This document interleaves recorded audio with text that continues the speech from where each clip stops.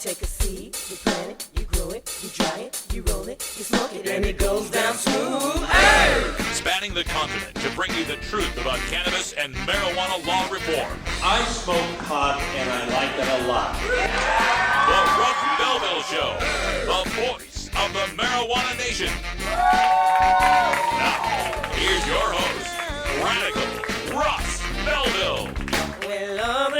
Good day, tokers and tokettes and non-toking lovers of liberty. It is Friday, September 11th, 2015, and it's got to be 420 somewhere in the world.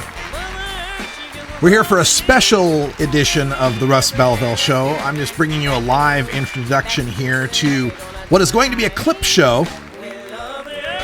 And of course, we're also all remembering the events of 14 years ago when we were attacked on September 11th, 2001. I was teaching PowerPoint in Boise, Idaho at the time, and I came into work. It was 7 a.m. Mountain Time when I was getting ready, but I don't watch TV when I'm getting ready for work, so I had no idea what was going on in New York. Got to work in Boise, and a couple of my coworkers were there huddled around a computer talking about some sort of plane accident in New York, but it didn't register that it was a big attack or anything at the time. There was just one plane that had hit, and I didn't hear them say jumbo jet. I just heard some plane. I thought maybe some, Cessna or corporate jet or something had an accident. Went and taught the PowerPoint class, and we went off on first break about 10 a.m., and everybody just rushed out of the class. They'd been checking their phones the whole time. They rushed out of the class, and everybody in 6 or 7 different classes was all gathered into one room where we had a TV set up. And that's when I first learned 4 hours after the event had happened, that we were under attack, and it was a terrorist incident. And every other class got dismissed that day and sent home. People were crying and distraught, as they should be, except my class. Everybody who had come to my class were state workers who'd come from I think they were federal workers who'd come from various places around the 3-state region. They'd all been flown in and paid for hotels, and there was no way they were going to be able to reschedule in time, and they needed the training for I forget what they needed it for, but long story short is I had to teach the rest of the day on September 11th to a class full of people who could have cared less about what I was teaching. It was a day I will never forget, and you probably won't either. Anyway, on today's show, I mentioned it's a special show. We're doing a clip show to celebrate the Oregon Medical Marijuana Business Conference. That's taking place this weekend. In fact, I'm headed there in about a half an hour to get set up. That's partially why we can't do the live show today. But we're going to bring you some highlights of speakers who will be at the Oregon Medical Marijuana Business Conference this weekend, some of their past clips that I've recorded over the years. We're going to start things off with Oregon State Senator Floyd Przansky. We're going to start off with Earl Blumenauer. My U.S. Congressman Earl Blumenauer speaking at the 2009 Normal National Conference, then followed by Oregon State Senator Floyd Przansky at the 2015 OMMBC. We've got Sid Maurer, the Eugene TV anchor, and we will have Alex Rogers and Anthony Johnson. So stay tuned. Earl Blumenauer is up now. My congressman, my very own Earl Blumenauer.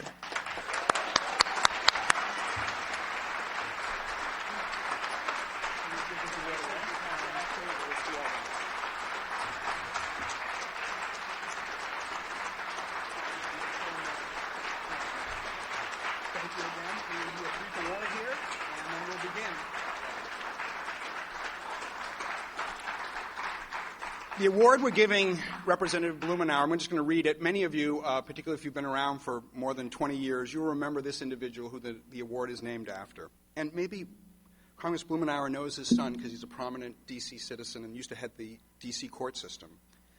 The National Organization for the Reform of Marijuana Laws is pleased to present the Rufus King Senior Award for Outstanding Public Leadership in the Field of Marijuana Law Reform, U.S. Representative Earl Blumenauer.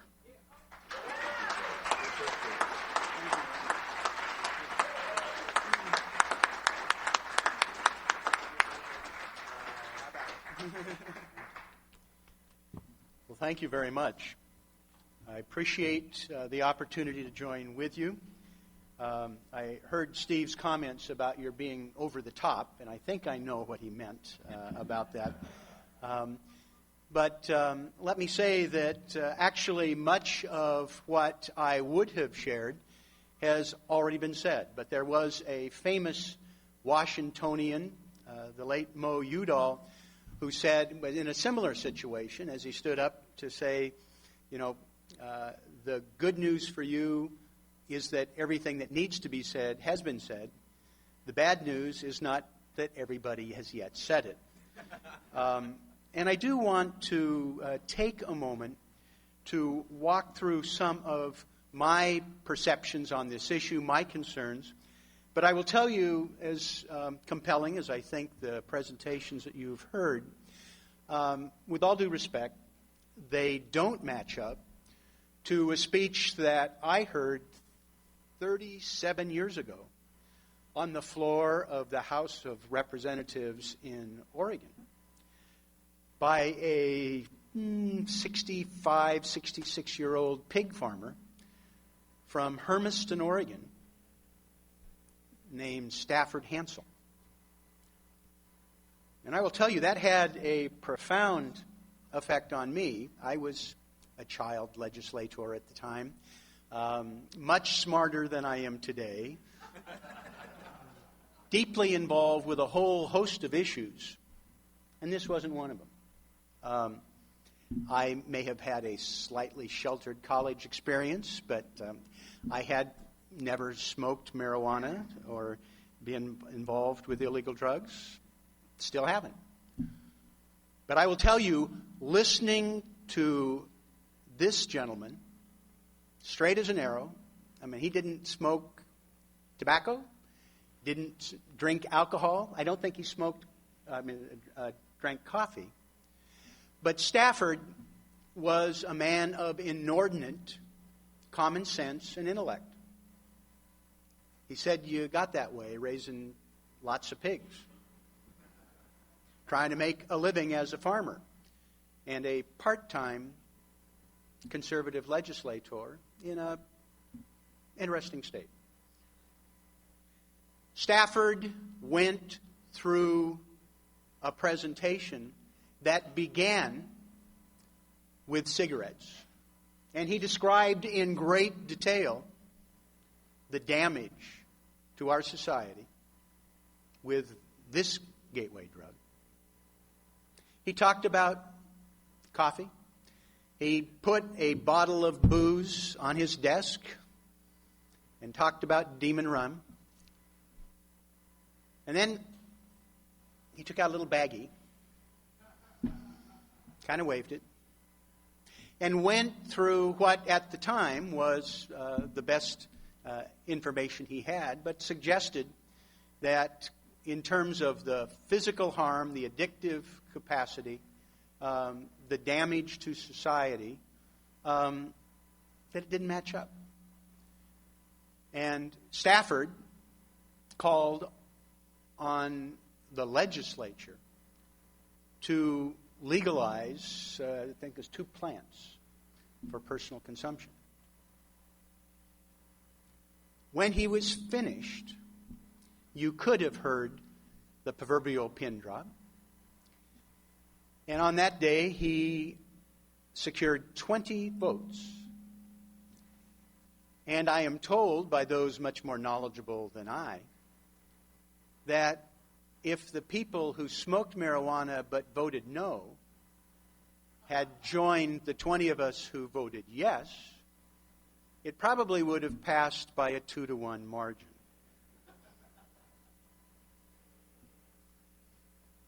That legislature, we did decriminalize marijuana in Oregon and started, we'd like to think, part of an Oregon tradition where we don't always have the same take on issues as the rest of America. And we welcome you here in your efforts to make great plans and think great thoughts. I appreciate George referenced the magnificent Columbia River Gorge. This is the bike capital, the streetcar capital. There are more breweries in Portland, Oregon than any city in the world.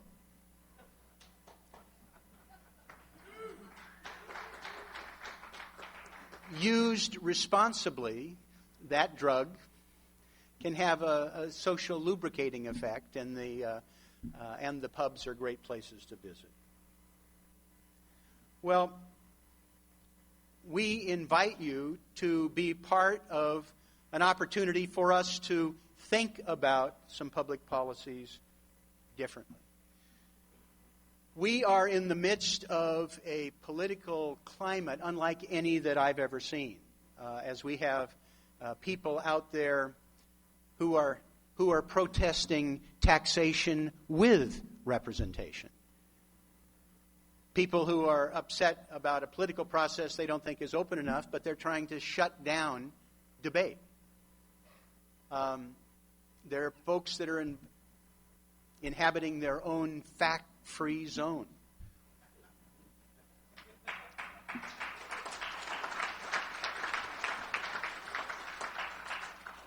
Well, I've been involved in the political process, as I admitted, for a long time.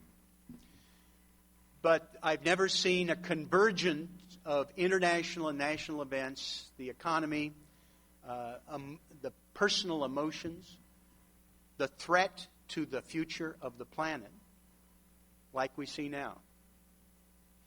But I think it is important for you to continue this debate, carrying forward your policy initiatives, because there is a potential here for you to actually reach across party lines, philosophical divides, to be able to engage people in a different type of discussion. Now, in the House, we run for election every 2 years. I'm running again. I'm opposed by a libertarian, a green. There may be somebody else in there from the Constitution Party. There's a Republican. There's a Tea Party influence.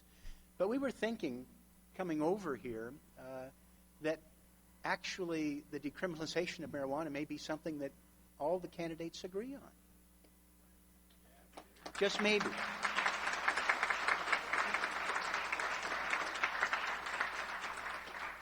And regardless of what people's opinions are now on marijuana and drug policy, I would suggest that it is the perfect time to reassess those policies, to be able to understand where we are, how we got there, and to reappraise the longest war in American history. We're told about half the adult population has tried marijuana, that there are millions of people who use it regularly.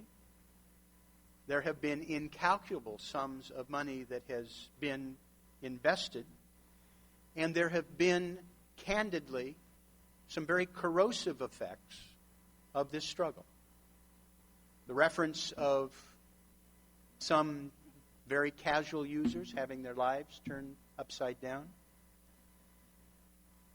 We have, because of, I would argue, because of some of these policies that we haven't gotten right, we have enriched some very corrupt and corrupting people. We have a country on our southern border, Mexico, that is teetering on being a failed state. And I think we can trace some of the impact of money from illegal marijuana operations, vast sums of money, that has contributed to that teetering.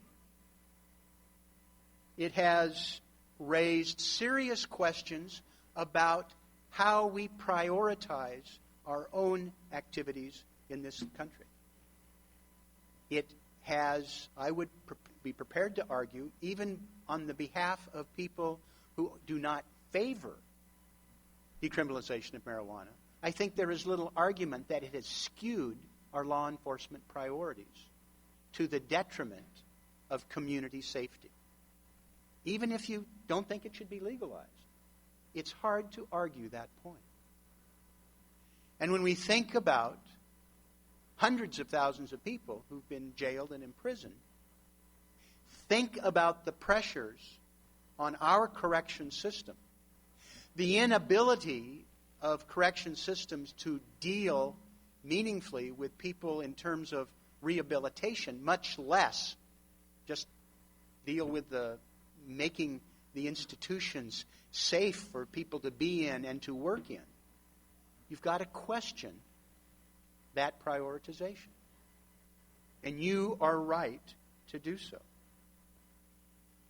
But it is not just the costs.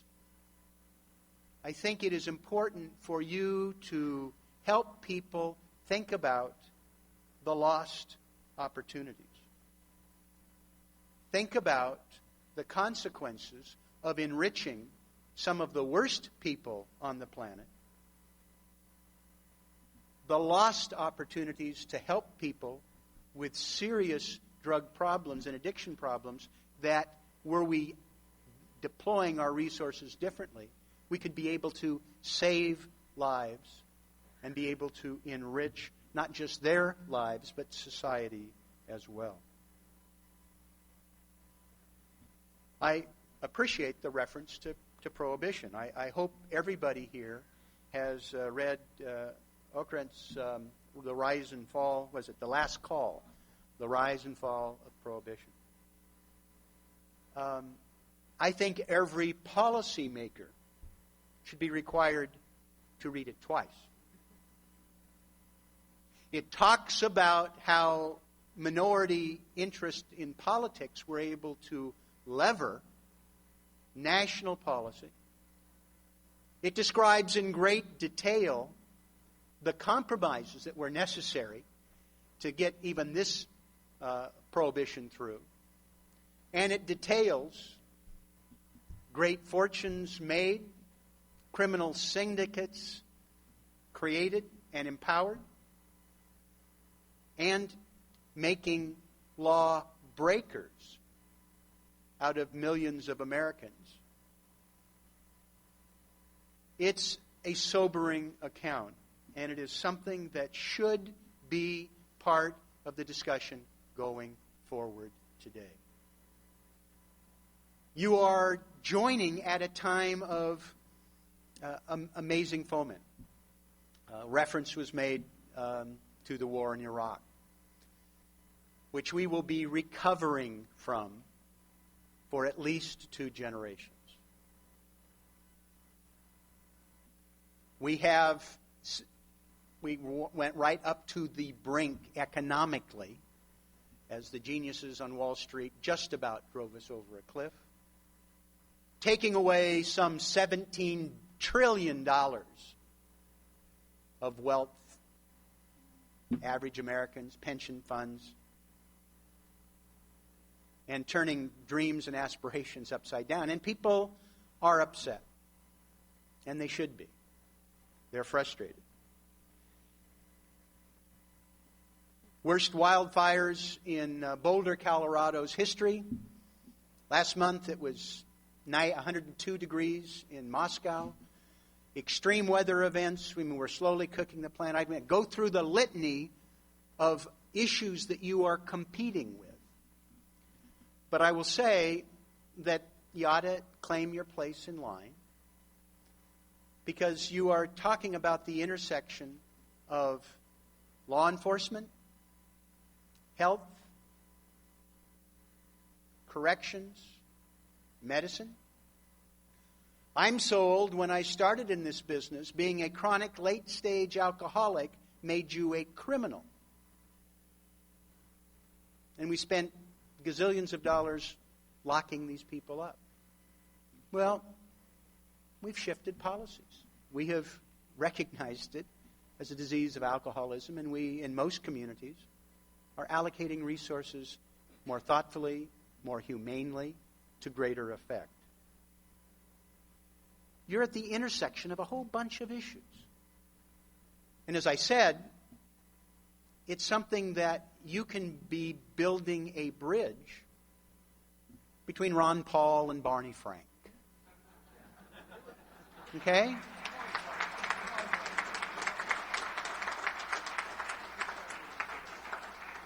with some of the Tea Party people and folks that were out there having a counter rally.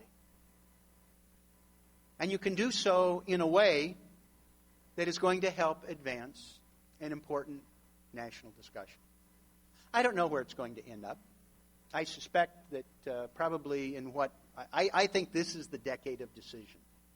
All us geezer baby boomers are going to start, claiming Social Security and Medicare and all these effects that we have been talking about for years in a whole host of areas are coming to a head. We're going to be making some decisions this decade because we will be forced to.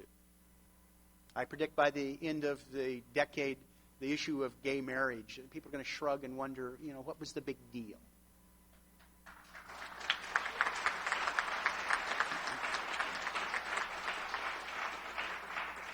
I suspect that doing your job right, engaging people in this debate, in this discussion, looking at the facts, trying to bring people together in a thoughtful, non-hysterical way, letting the evidence speak for itself. I suspect that this will be your decade of decision.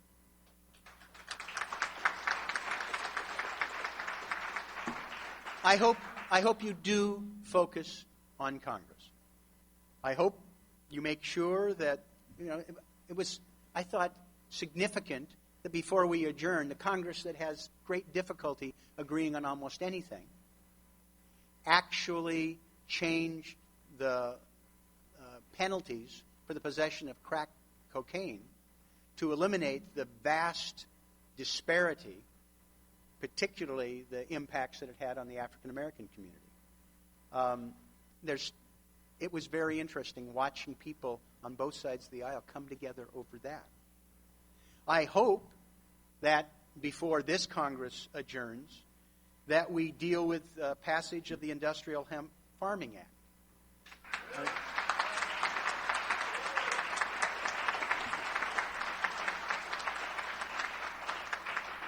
You are here in the cradle of sustainability. And, let's get real about industrial hemp, its applications, an agricultural product, and dispelling the myths about its hallucinogenic properties. I'm proud to co-sponsor that legislation, the Medical Marijuana Patient Protection Act.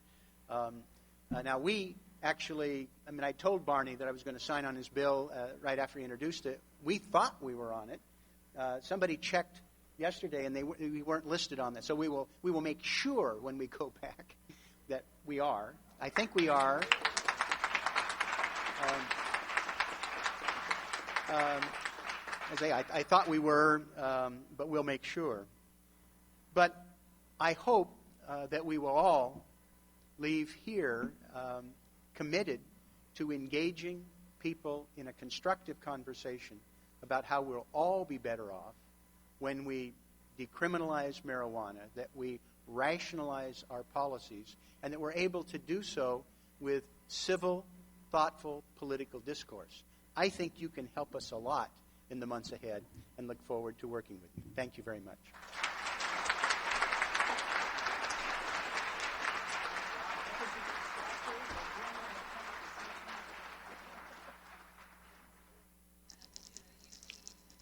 Hi, this is Steve, a veteran from Chula Vista, California, and you're listening to 420radio.org.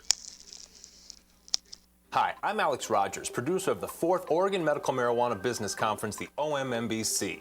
There have been a lot of recent changes to Oregon cannabis laws. Recreational sales start October 1st, new licensing from the state, and changes to medical marijuana. Are you prepared? Join us at the downtown Portland Hilton September 12th and 13th with the industry's top cannabis business experts, political leaders, exhibitors, and nightly networking events. For more information, join us online or give us a call. The OMMBC. Be part of history.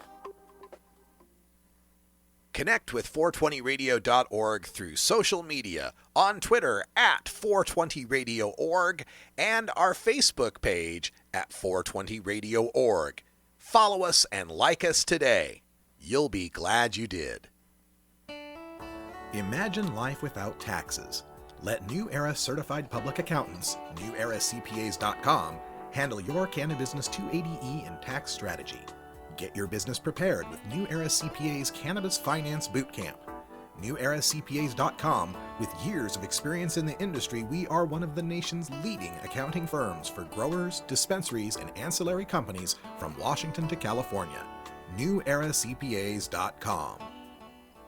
Reasons. The last time I had the opportunity to speak at the conference, I pointed out that in 2009, my colleagues agreed with me to basically make marijuana a Schedule II drug in the state of Oregon.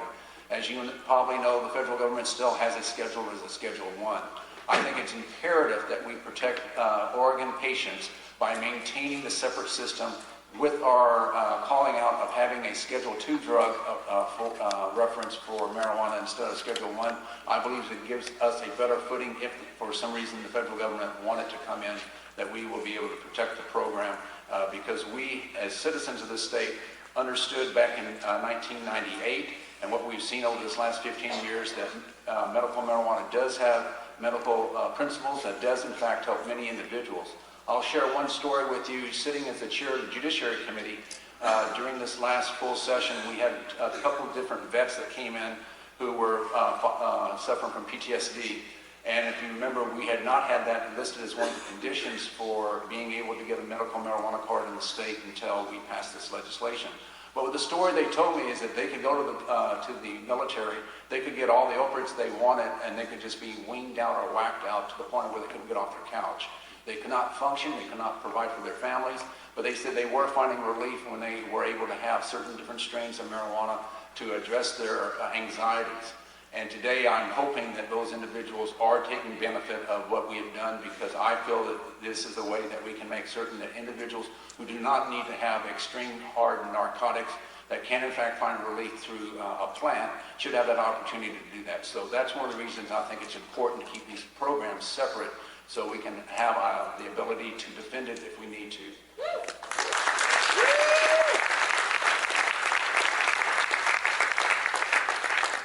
Now let me tell you, there's going to be a lot of stuff going on, as you can imagine, depending on what side of the fence you're on as to, let's just start with growers. We have indoor growers, we have outdoor growers.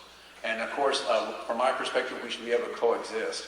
But at the same time, I know that because of the way outdoor growers grow and they basically have one season to actually be able to plant, to harvest, and get their product, as compared to someone that's running an indoor, we need to look at the numbers that we have as to what the limitations are of the amount of quantity that an individual can have and how we're going to allow that to be mainstreamed into the system and allow for them to be able to produce what's necessary for what would be for basically a year's length of time for use of that product. So we're taking on, we have probably at least 4 different work groups that are working on various components of the Measure 91 implementation language. Now, 91 does deal with recreational, but I will tell you in that committee, everything that is dealing with marijuana is going through that committee. My Judiciary Committee has previously had a lot of subject matter control over controlled substances. We still do, but it does seem like a lot of the stuff that normally would be handled in my committee is now in the other committee, or at least being subsequently referred from my committee to that committee. And this is, again, to kind of make sure the T's are crossed, the I's are dotted, and that we're in sync as to what we need to do for both the recreational and the medical program. Now, one of the things that I have introduced as a separate bill, but I expect it will be part of a larger bill, is when we passed House Bill 3460, the medical marijuana facilities, it was an oversight, but what we did not realize, and it was totally unintended, is that if a school, looking at the distance, is 1,000 feet, if you have a place, a facility that is actually sited, and then if a school, for whatever reason, moved within 1,000 feet of that facility, under current law, that facility would have to shut its doors at the time of its next, I guess they say it gets one renewal, and then it would have to shut its doors. Now, clearly, we have never seen that happen to any business in this state, and I'd say probably around the country, where you would have a legitimate business that was open and doing everything right, following the rules, that they would be displaced because a school was placed within that 1,000-foot barrier. So we are going to be putting in what we call a grandfather clause. that will in fact that allow for these various facilities to maintain their business locations, and that they will not be forced to move and relocate from their existing facilities. So that's going to be one of the things that we'll be fixing. Again, these are, let's call them as unintended consequences. I also refer to these as the bill being a living document. It becomes a law, but as we actually are administering it, we realize there are some things that we didn't cover, or things that maybe we intended to cover a different way, but not having that outcome. So how do we actually take care of that? And that's what we're going to be doing now. So that is one concern I know a number of people had, and I want to ensure that that is going to be taken care of. Now, there's been other issues regarding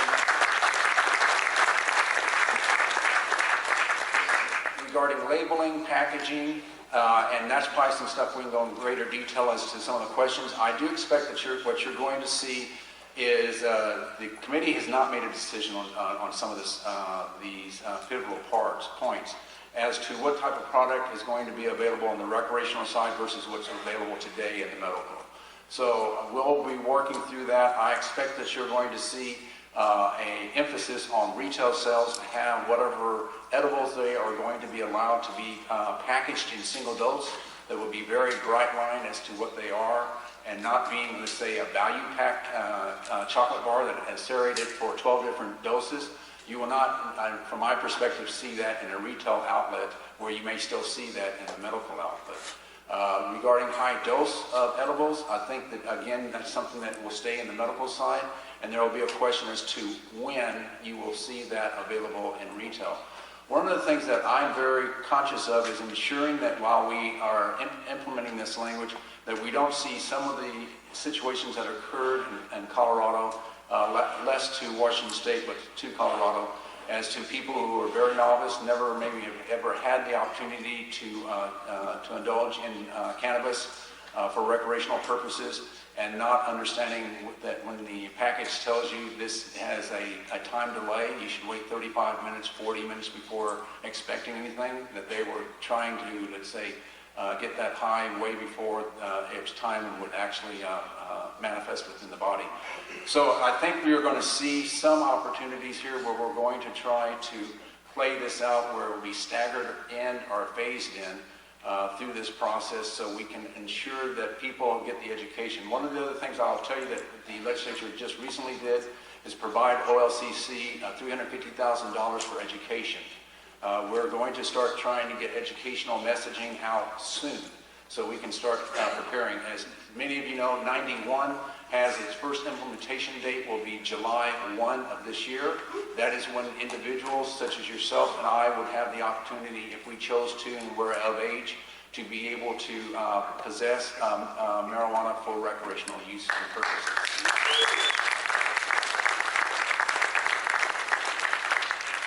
So as that starts playing out, I expect that you're going to see some situations that we'll just have to, we're going to try to anticipate today and put in whatever safeguards we can, maybe some general rule making that will allow OLCC to take other steps as necessary when we're not in session. Our session will end on, well, it has to end unless we extend it by supermajority vote, the 11th of July. And so basically we'll have the implementation under 91 start on July 1, and in 10 days, if we're not out by then, because I can tell you the President of the Senate wants us out before the end of June, then we will not have that opportunity to really respond, because we probably won't know what's actually happening in that first week and a half to 2 weeks once legalization takes place. The next set of dates that are really important for Measure 91 is January 1 of next year, 2016. That is the date that OLCC will start accepting applications for the various licensing that's called for under 91. So that is going to be an opportunity for those individuals who want to get into the industry and the market will decide on how they're going to go forward and what licenses they want. There's no prohibition at this point that will allow individuals to have multiple licenses, meaning you can be a grower, you could be a processor, you could be a wholesaler, or you could be retail. Now we're going to have another license category, and that's going to be for research. This is one of the areas that I'm very happy to hear that between OHSU, Oregon State University, as well as University of Oregon. All three of those institutions would like to be able to start doing research. Of course, as you can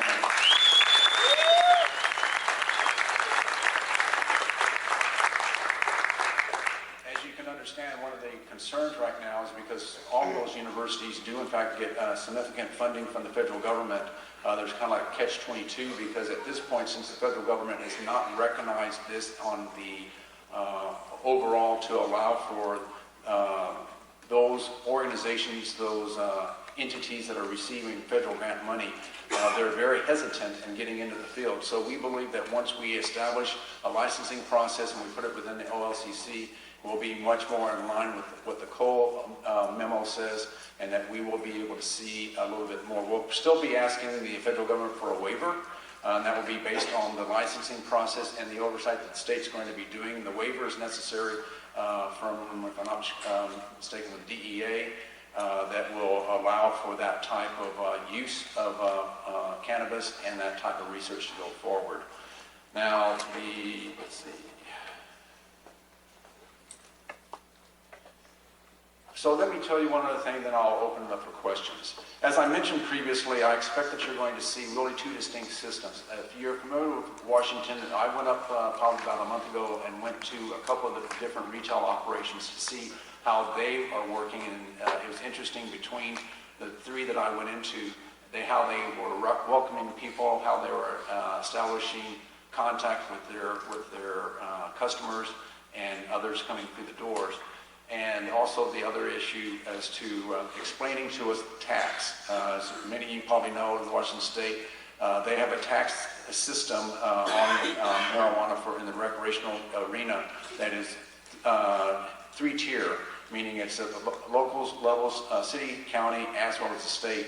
And so it's reached a 40% markup on product.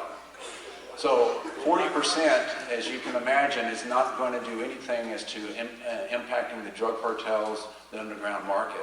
And so based on 91 having a $35 per ounce on the flowers, $10 on the leaves, and $5 on starts, we are going to do everything in our control to maintain those numbers. Now, you may see some change as to how the money will be distributed to allow for some of the money, as it was called for in the measure, to be allocated differently.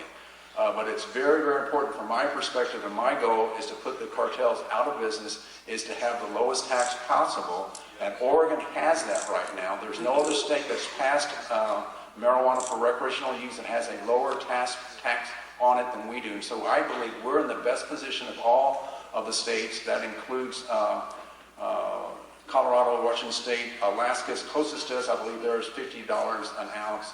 And then D.C., I'm not even sure they actually established it. I think it's just that they have the right for simple possession, if I'm not mistaken. But the reality is we will be able to actually take on the drug cartels by maintaining a tax base that's lower, and that people will be much more willing to come into the recreational, legitimate side of the business. And I'm hoping that we'll also be able to entice that individuals who are in the market, or in the production, growing and producing, will also be able to benefit under this process, because the cost at the counter will not be as great. Now, I told you I was going to take questions, but just one other thing I'm going to tell you that we are looking at. Currently, the tax structure is set up that the taxes that is going to impose at the point of the grower. So when the grower is basically moving it out into the stream of commerce is where the tax is. Many of us have looked at that, and we think that's the wrong place to tax. We believe the tax should be actually at the point of sale of retail. Yeah.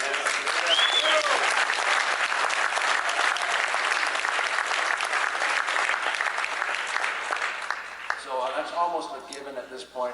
Both the co-chairs and I have spoken in some length on multiple issues. This is one that I think we're all in agreement. We think this is a much reasonable, sensible way of dealing with it. And we also are looking at, based on the potential for taxing of edibles and extracts, that we may be looking at that on a weight basis as well. Based on THC. That's something that's kind of playing out right now, as you can imagine, for those who are into the production of extracts. from my perspective, I guess I should say, is that taxing at the point of the leaf as compared to the final product doesn't seem appropriate. It seems to me that we should be looking at having something across the board as it pertains to THC, and that way I think we can actually have a more vibrant process and be able to ensure that it's going to be fair across the board for those who are producing flower versus those who are making secondary products.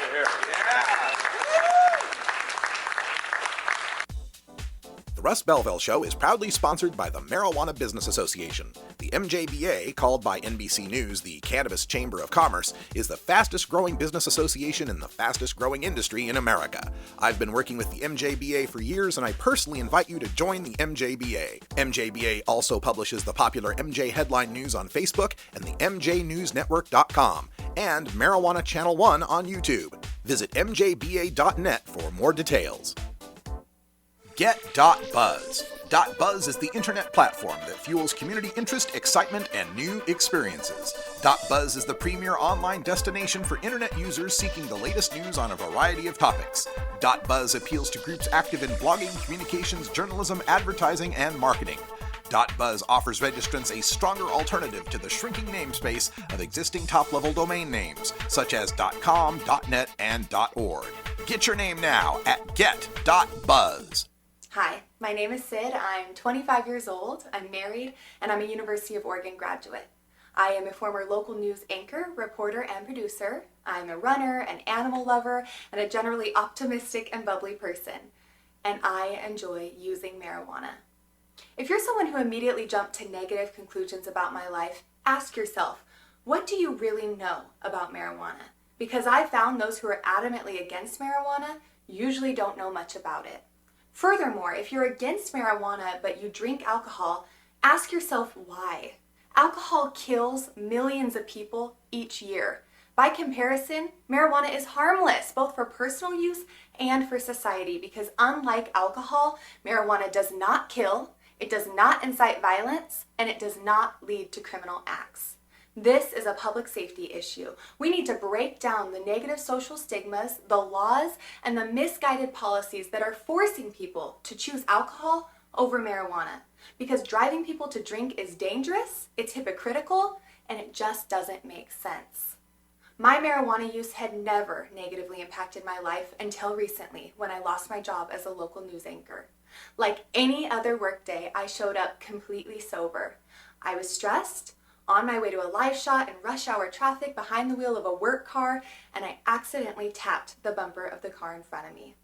I was immediately forced to take a drug test to pee into a cup, and that was that. The decision to fire me didn't come from my immediate supervisors who actually worked with me every day and told me that they wanted me to keep my job. That's because they knew me and they trusted me just like they trusted my coworkers who used alcohol in their free time. No, the decision to fire me came from a corporate attorney who had never even met me. Marijuana might be legal in Oregon now and a handful of other states, but clearly we still have a long way to go. When you consider the facts, it is crazy to think that marijuana has ever been considered dangerous, but I think that it's at least partly due to a lack of exposure. We need more realistic examples of normal and responsible marijuana users. So here I am. Like many other stoners out there, I don't fit the lazy, stupid, loser stereotype. The only stereotype that I've been fighting in my life is being considered an overachieving goody-goody. I'm responsible, I'm educated, I'm a woman, and the vast majority of people who meet me would never in their wildest dreams assume that I use marijuana. But I do. I'm really tired of hiding it, and that is why I want people to take notice. I want to start a conversation. I want you to ask me anything. If you don't agree with me, please let me know why, because I want people to be informed, no longer misinformed. I truly believe that once people know the facts about marijuana, you're going to be just as confused as I am that we're even having this debate.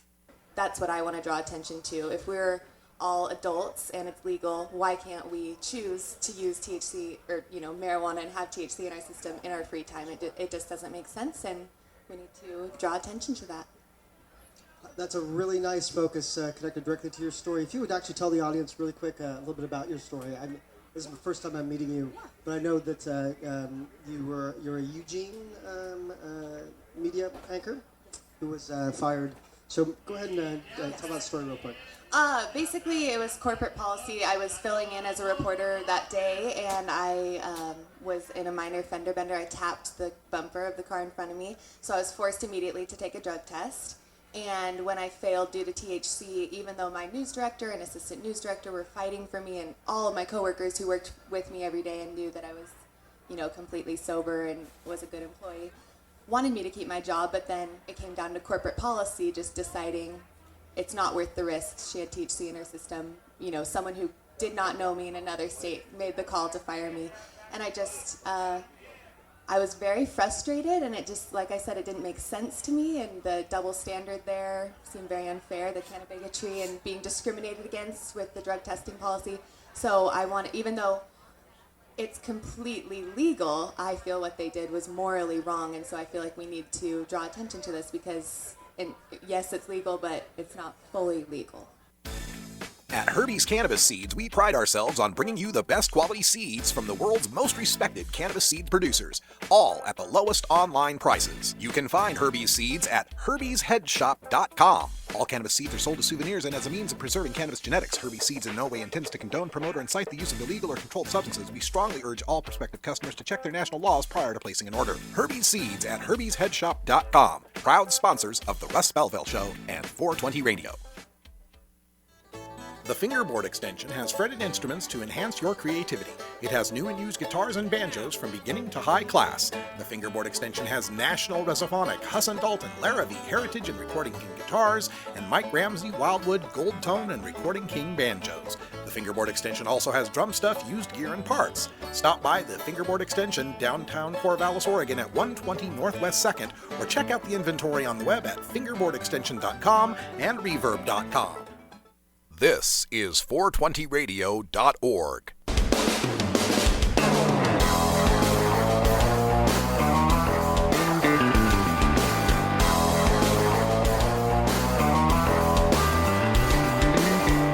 Mark Twain once said that when there's a gold rush, it's a good time to be in the pick and shovel business.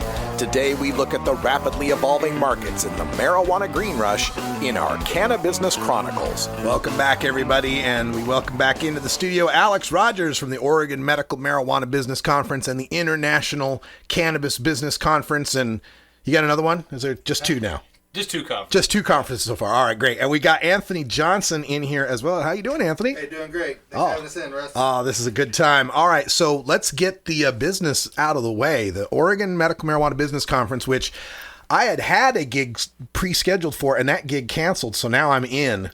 You're in. I'm in. So scoot up a bit and tell folks when it is and what's happening. It's well, first of all, thanks for having us on, Russ. It's always awesome to be here. It's September 12th, 13th at the downtown Portland Hilton, Saturday, Sunday, and it's going to be the fourth Oregon Medical Marijuana Business Conference. And we just think when we first started doing this, it was, it was almost a novel idea. Yeah. And it was only a couple of years ago, which is so funny how rapidly things have changed. In the cannabis industry and with cannabis politics in Oregon especially. And so here we are with the fourth. They've always been successful, and now here we are with the fourth one at the Hilton here downtown Portland, and the timing really couldn't be better. And our curriculum is really tailored to it's probably the grittiest curriculum we've ever had, because there's so much information that needs to be covered. Here it is. It's like 28 pages I typed up of like what we need to know that's new in the law. Right. And if I came up with 28 pages, I know the experts you got are going to have much more to cover. Right. I mean, in one way, we have only one track at the OMMBC, so we have to look at all that plethora of information and then not only funnel it down, but then we need to choose the best funnel it down, categorize it, I should say. Yeah. Okay. And we need to deem what's the most pertinent stuff that people need to know. What do people have to know about the law? What is so important that if you don't know this, you're going to be behind the game. And some of that's business stuff, and a lot of it's political stuff too. And of course, they're both interrelated. Yeah. And so that's what with all that information, we have the one track. It's so important that who we pick also.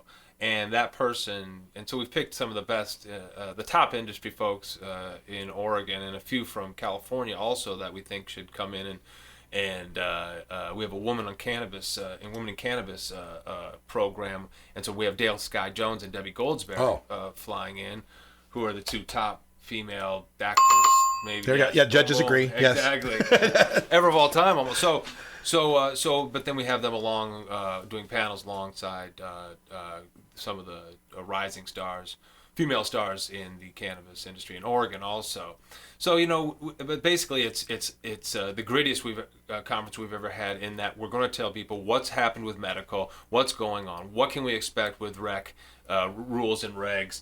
And then how those two interchange and cross over, because it's convoluted even for the experts. Yeah, this will be happening, you said September 14th? 12th and 13th. 12th and 13th, so middle of September. Now, Anthony Johnson's here. He's with New Approach Oregon. He was instrumental in the Measure 91 campaign, and there was all these bills that passed at the end that got signed to change, what we had voted on in Measure 91, and actually a lot of great surprises in there, like better than what we had anticipated. But that 460, the one for October 1 sales, it's still not signed yet, is it? It has not been signed. Okay.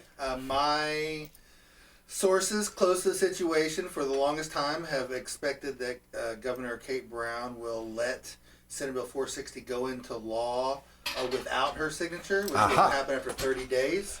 And I'd gotten word last Friday that there's signs showing that she may indeed sign it. Oh, okay. It really doesn't matter whether she signs it or not. I mean, I think it'd be better if she would sign it, and people could stop worrying about whether it's going to happen or not, and can start planning. The Oregon Health Authority can start getting to work on the rules to make it done, to make it happen on October 1st. But whether she signs it or not, it's likely to happen on October 1st. If she was going to veto it, all of my sources say she would have let the Democratic leadership know she was going to veto it out of courtessy. It would just be really rude and like a slap in their face to veto it at this point. So we can expect it to become law. Hopefully she'll sign it. So we'll have the latest information on that as October 1st comes online.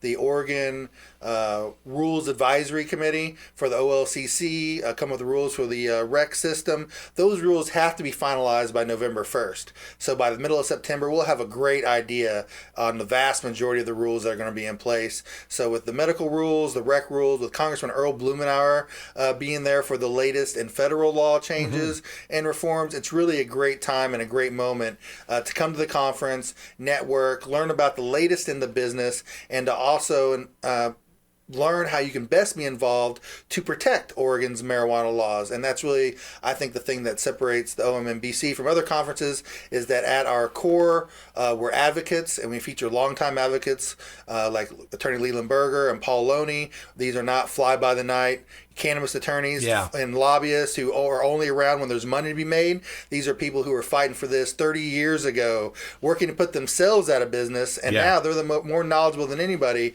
And I think it's great that we really combine activism with the business structure. And like Alex said, this is our grittiest kind of business. So you want to be a wholesaler, retailer, processor, producer, all of the above. You want to be medical, you want to be rec, you want to do both. We're going to have all that for you, but we're also going to say and give opinions and let people know how you can be involved, how you can stay involved, to not only protect what's good for business. We are business people and entrepreneurs, but we strike a balance between business and what's best for patients and consumers and all around. And so I think it's the best conference as far as marijuana conferences go when you want to get involved in business, and it's something that I'm really proud of, and I think people gain a lot from it. Yeah, I think so too. OMMBC, is it .com that they can find that? OMMBC.com, you can find out, you can register. You usually do like an early bird price. Is that too late for that? Or is that still early bird's going to go on for the next few weeks. It's $2.99 right now, and it's a 2-day event, and that also comes with our big parties at night also, where we mix it up a little bit. I remember half of them. But it's always a good time. And folks, when you're talking about these conferences, sometimes people will see a price on that and they'll go, oh my God. But here's the thing. It's like what you get in the sit-down panels, the information you're getting, not only is that worth the money, but then these networking opportunities, they're priceless. I can't tell you. I mean, I wouldn't be here today if not for networking and meeting people. And this is where the big thing's happening. And you're right now at the very beginning of this wave, of this Green Rush wave happening in Oregon. This would be the time to go to the OMMBC. We're going to do it.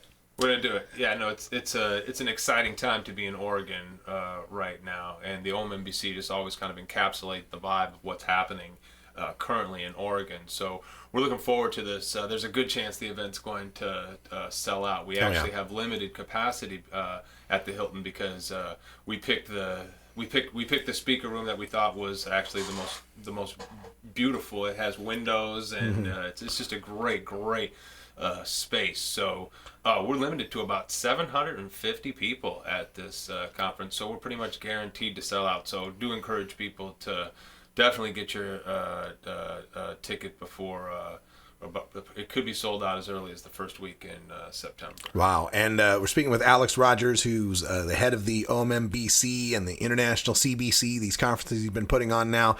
4th annual now. This is amazing. Anthony Johnson's here from New Approach Oregon. And I know at the previous conferences, you've always had great keynote speakers. Andrew Sullivan said one of your conferences was the best conference ever, I think was his quote. You mentioned Congressman Blumenauer. Any other luminaries we should let people know are going to be there?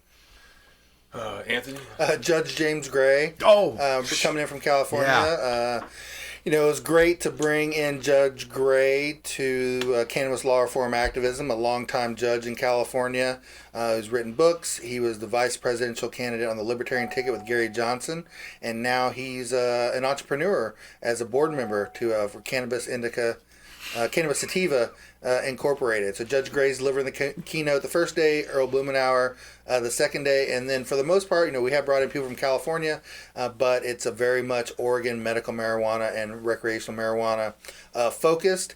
To back up your point about the price, another thing about the price, if you wanted to hire an attorney and ask them questions, attorneys charge these days, $300 an hour, and to have Lee Berger, Paul Loney, and we're bringing in Wykowski from California. Oh, great. The top tax expert, Henry Wykowski, the top tax expert in the country. His cases have determined what can be deducted under federal IRS law. And so he's at the forefront of that. And to be able to ask questions of him for $299 is really invaluable and really worth the money. And like you said, the networking opportunities, so much. You can be the smartest person in the world, the greatest person in the world, but if nobody knows about you, it's hard to make it in this business world. And the market's saturated, so a lot of it's who you know. So we have a good time, but we do provide the really great information, and it's really focused to help people succeed in this Oregon market. We're looking forward to it. Oregon Medical Marijuana Business Conference, OMMBC.com, September 14th and 15th. 12th and 13th. 12th and 13th. Who's 14th and 15th? I keep thinking. Oh, it's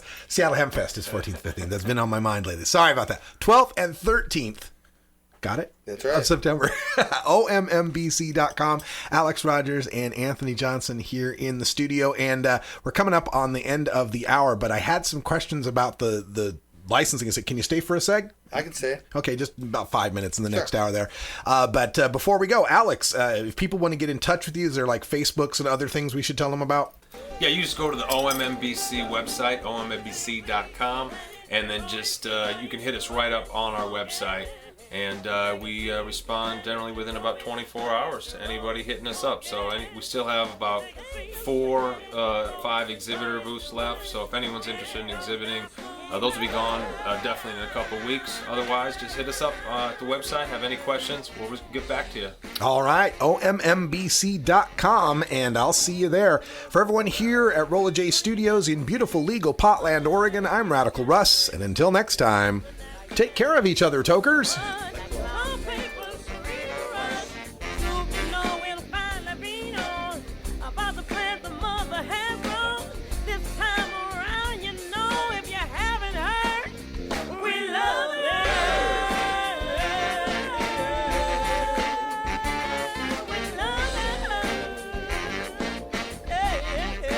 This is the Russ Belville Show. The Russ Belville Show is blogging and podcasting daily at radicalruss.com. You take a seed, you plant it, you grow it, you dry it, you roll it, you smoke it. You take a seed, you plant it, you grow it, you